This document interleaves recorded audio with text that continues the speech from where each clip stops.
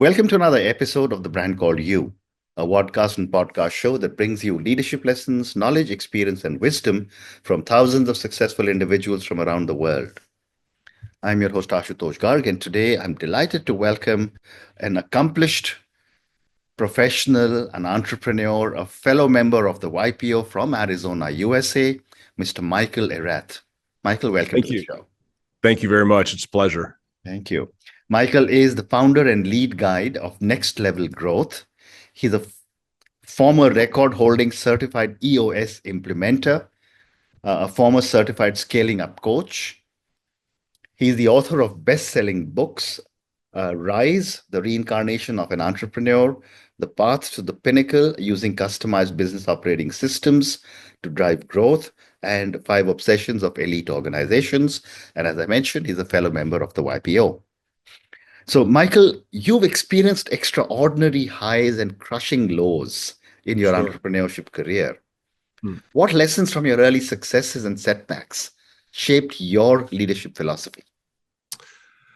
I think one of there's a quote that really summarizes it very well for me, that every system is perfectly designed to get the results it gets. It's a quote by Paul Batalden, who's a healthcare CEO. But through my journey, what I realized is whether you have intentionally built and systemized the way you operate as a business, or it's happened simply by chance, every business has an operating system and principles on which it operates. Yeah.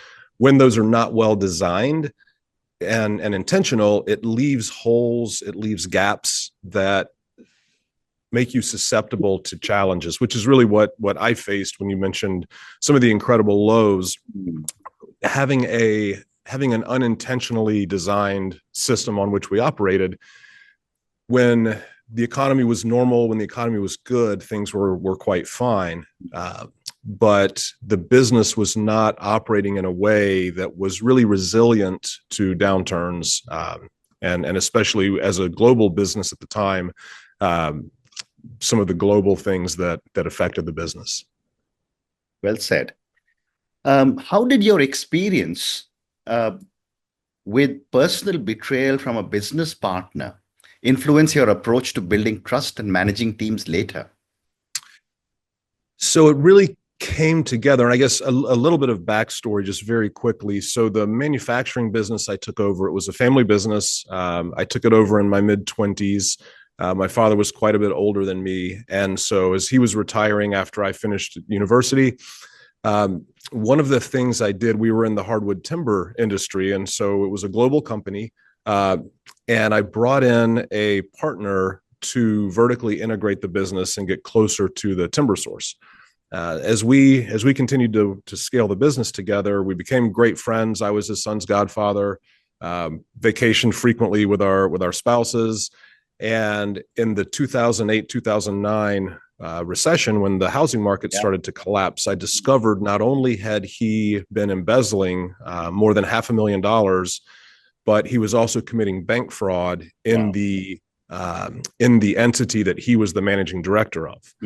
So at a time when globally, and especially in North America, revenues were declining, everything was constricting, I also then had the challenge of a partner who was committing fraud. He eventually served 2 years in federal prison, but going through all of that, we lost the business, had to restart from scratch. But it really became summarized in, there's a book that's been out for a number of years now called Radical Candor by Kim Scott. And one of the big lessons that came from that for me was being highly intentional about driving a culture of being radically candid with one another and building systems and structures to help really drive those conversations and ensure that there are things that need to be discussed and need to be said are being said. Well said. Let's now move on and talk about the work that you're doing. One is in the area of strategies for leaders, and then we'll talk about the 5 obsessions framework. And my first question for you, Michael, is what are the fundamental strategies that distinguish elite teams from average teams? So I think pursuing an elite organization, an elite team is a choice you have to make and a commitment really to a certain level of discipline and drive and passion to do things to a very high standard consistently and all of the time. I think there's a video we have on our YouTube channel that summarizes this very well. It's by an American college football coach named Nick Saban, who talks about the 5 choices we have in life. And he says that whether it's an athlete, whether it's an entrepreneur, you can choose to be bad at what you do, which unfortunately some people do. You can choose to be average. You can choose to be good. And he said most people become very content and complacent when they become good. Right. But he said you can also choose to be excellent or elite. And it's that choice to be excellent or elite that really drives a whole nother level of a thirst for learning, constant challenging of your beliefs, your biases, your preconceived notions about your business, bringing in people from the outside who have different perspectives and don't have your same biases, to challenge what you're doing, challenge your strategies. And I think there's many people are willing to say they want to do that, but very few actually have the commitment to do the work. Amazing. Great response. And Michael, what are the hardest truths leaders must accept about effective delegation? And how can they overcome common delegation mistakes? I think one of the most common myths is that no one can do it better than me, so I should keep doing it myself. I think that's where most founders who are kind of in the owner-operator mode, they get in their own way. And so I think I have, and there's an example in the book 5 Obsessions in the chapter on great people.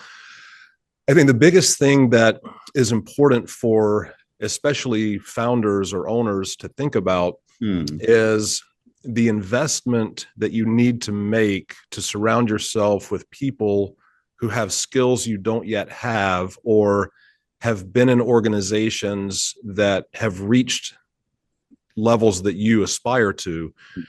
When you invest in those people and surround yourself with them as an executive team, you're essentially buying knowledge and experience rather than having to figure it out on your own. And so one of the things I like to say when we think about, we often teach concepts in regards to people that comes from top grading, A players, B players, C players. And if you really think about it, your A players are free and they come with interest-free financing. And what I mean by that is any entrepreneur who has hired a true A player leader or manager in the organization always sees the additional marginal value that they bring far outweighing the marginal cost. Right. And at the same time, if you pay them salary, you pay over 24 pay periods with 0% interest. So you finance the talent over time, but you get the value in the first few months. And so it's that mindset shift. Instead of saying, I can't afford this salary or I can't afford to pay that wage, think about the marginal value relative to the marginal cost. And A players, I believe, are free. Well said. Well said. The other question, Michael, I had for you was, what are some of the common myths about scaling a business and how do these myths hinder real growth? I think back to the whole idea that the founder feels like they have to hang on to things themselves. I think as human beings, we are naturally not good at delegation. And so it's somewhat of an acquired skill.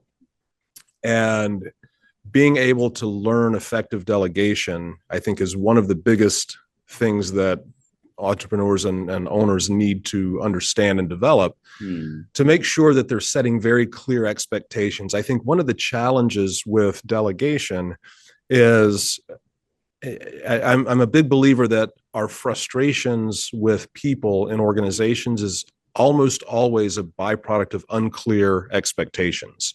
And so when we've tried to delegate things in the past, we often assume that the expectations are clear to the person to whom we're delegating.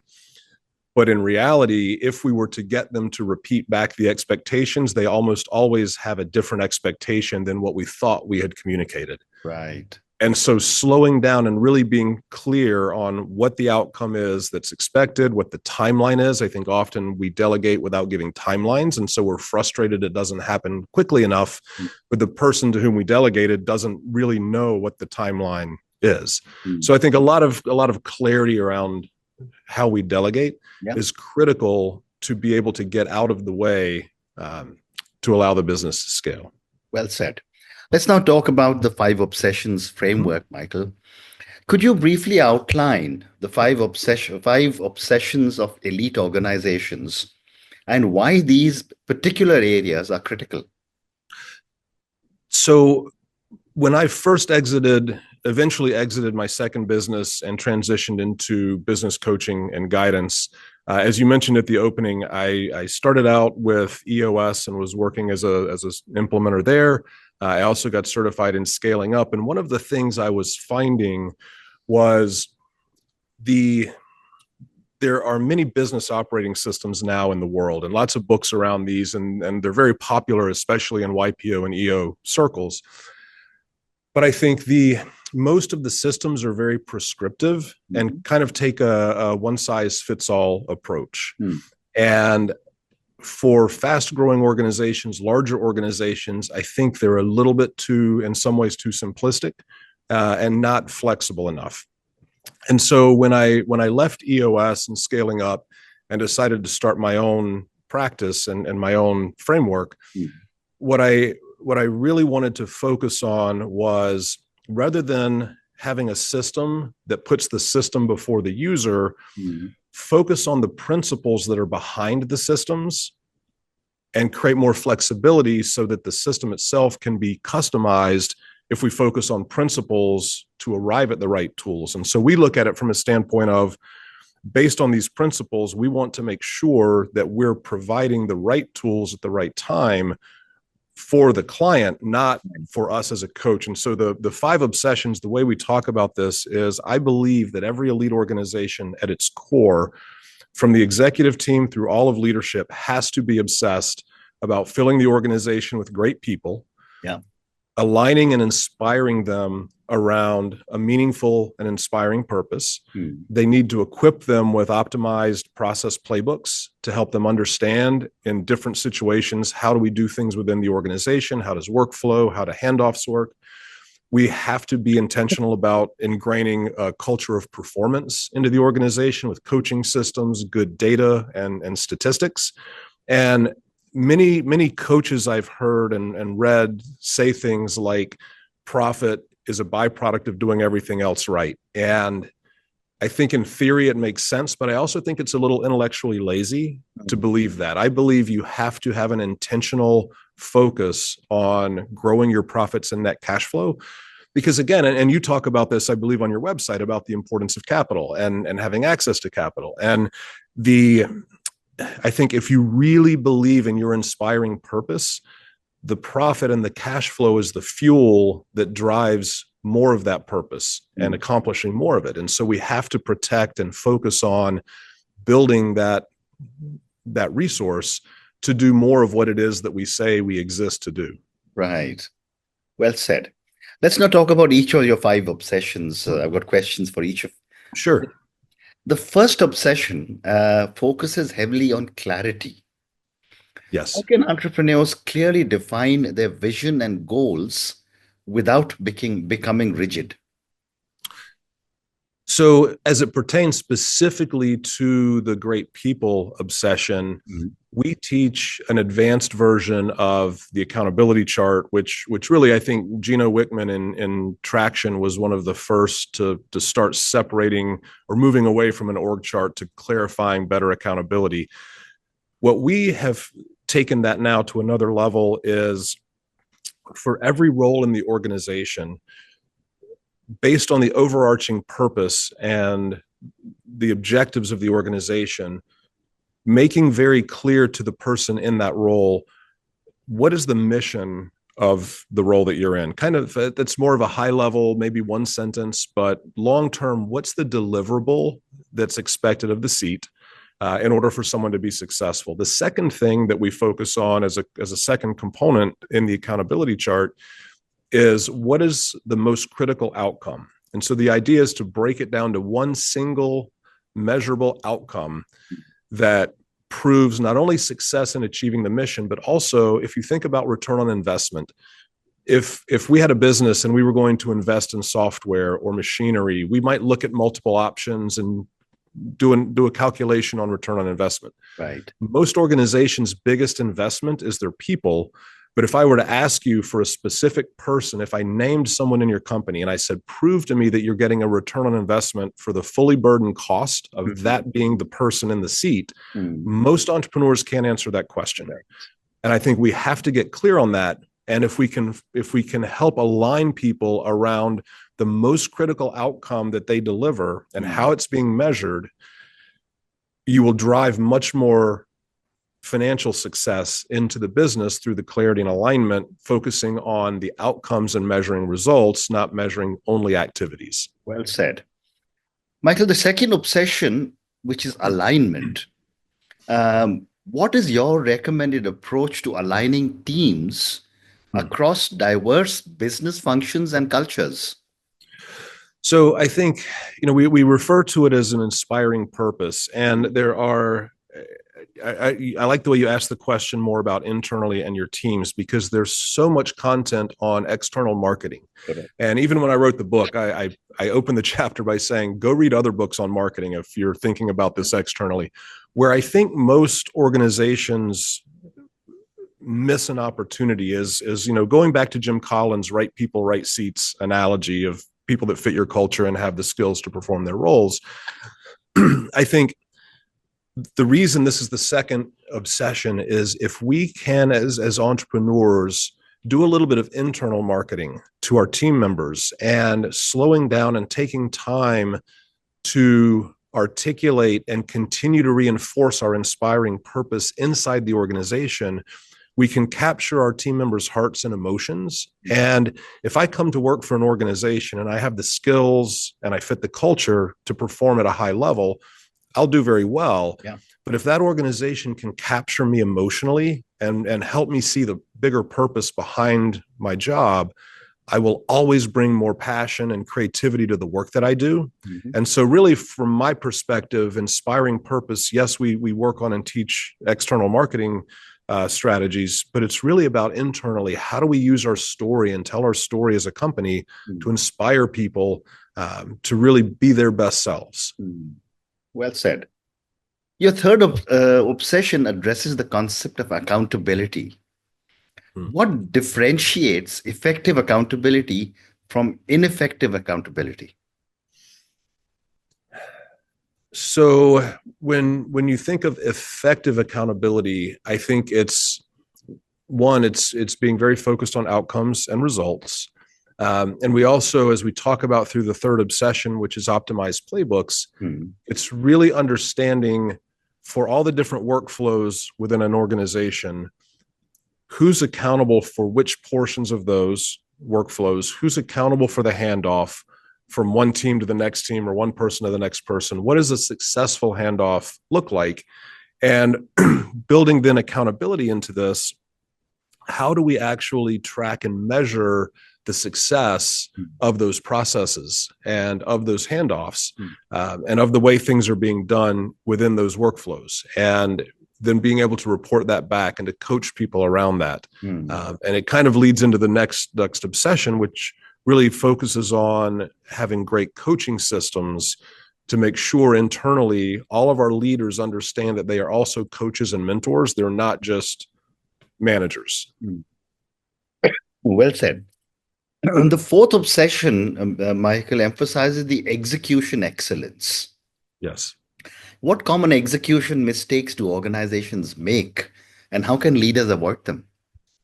So we teach a concept we call quarterly calibrations, and it's a very simple and quick process, often 15 to 20 minutes every quarter with a direct report.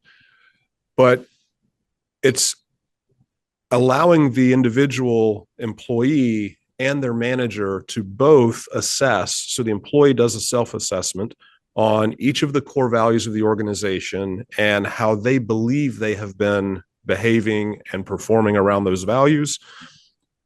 And then for their next level accountability chart, for the mission, most critical outcome, and their handful of the obsessions on that chart, how they feel like they've been performing. So if I was a direct report, you were my supervisor, I would go through each of those things and communicate to you how I think I've been doing over the last quarter. You would then share feedback with me on how you think I've been doing. And if you and I are in alignment, then everything is fine. Maybe there are some areas I know I need to perform better. You said the same thing, so you're helping me with that. If, however, I think I'm doing very well at something and you don't think I'm doing very well at that thing, it exposes a gap that we need to solve together. So if I'm coachable and if I really am bought into the organization and if you're being effective as my leader and coach, then it brings awareness to this area that performance needs to change. And so we now have a dialogue to work on that together. And either I accept the feedback and I do the work and you're able to coach me up, but also by having this systematic approach, if I cannot achieve the expectation that you have, it essentially coaches me out of the organization to make room for someone else to come in who can actually perform at a higher level. Amazing. Time for 3 more questions for you. So I'm going to come to you, the 5th obsession, which is continuous improvement. How does the 5th obsession, which is continuous improvement, sustain long-term business success and prevent stagnation? So the way we call the 5th obsession growing profits and cash flow. And so this goes back to being very intentional about, for example, one of the things we focus on with our clients is understanding their pricing strategy and challenging how they price their products or services. When I really start to explore that, it's very common that they don't really have a defined strategy as to how they price. They maybe just price to the market. They maybe just have a basic markup formula that they use, but they often are leaving profit and cash on the table. I also think it's important to continuously review your cash conversion cycles. Are there things we can do to speed up our sales cycle, to speed up how we go from order to invoice and shorten that time frame, improve our collections times, and being very intentional about that to bring additional cash into the business versus leaving it on the balance sheet.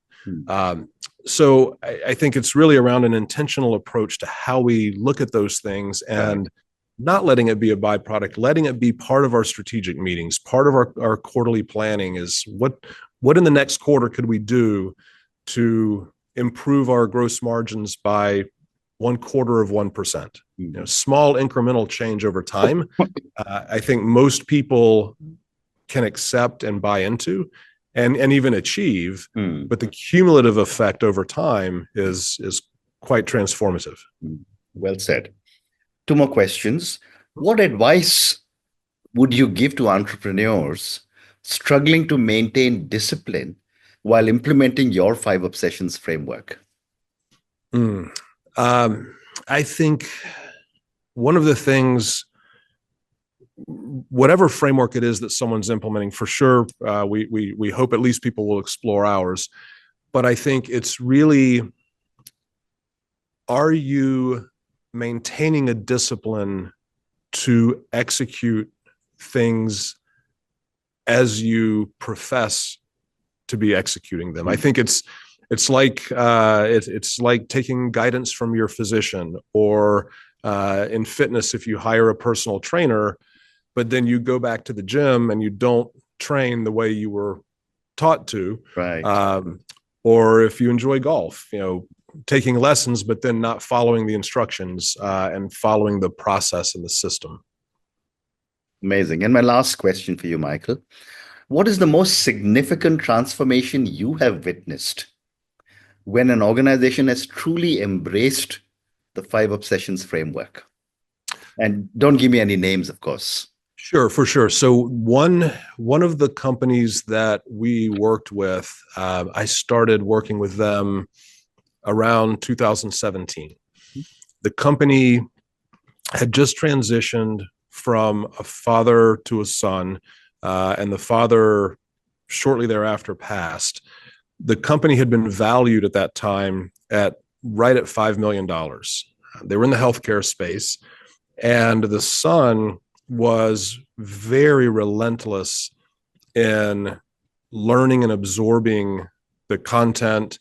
And he was very disciplined about driving all of the tools he was learning into the organization. He had a very low tolerance for mediocrity. Right. And so he had a very high standard for people. And it took about 3.5, maybe 4 years.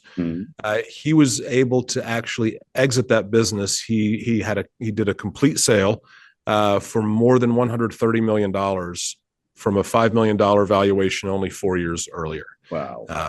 And so for him and for his family, it was life changing, not only for his generation, but now it's life changing going forward. And he's very passionate about philanthropy and has a few causes he supports. So now he's taken much of the proceeds from that, started foundations, started scholarships, and is doing amazing things to give back to his community. What an amazing story. Thank you for sharing this. And on that note, Michael, I just want to say what a pleasure it has been to speak to you, a fellow YPO member. Thank you for sharing with me your journey and some of the challenges you faced. And then we covered some very fascinating topics on essential strategies for leaders and your 5 obsessions framework. I mean, the 5 obsessions for my viewers and listeners, again, are clarity, alignment, accountability, execution, excellence, and continuous improvement.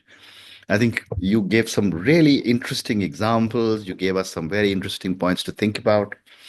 So thank you again for speaking to me, and good luck to you. Thank you very much. Thank you for listening to the Brand Called You videocast and podcast, a platform that brings you knowledge, experience, and wisdom of hundreds of successful individuals from around the world. Do visit our website www.tbcy.in to watch and listen to the stories of many more individuals. You can also follow us on YouTube, Facebook, Instagram, and Twitter. Just search for the Brand Called You.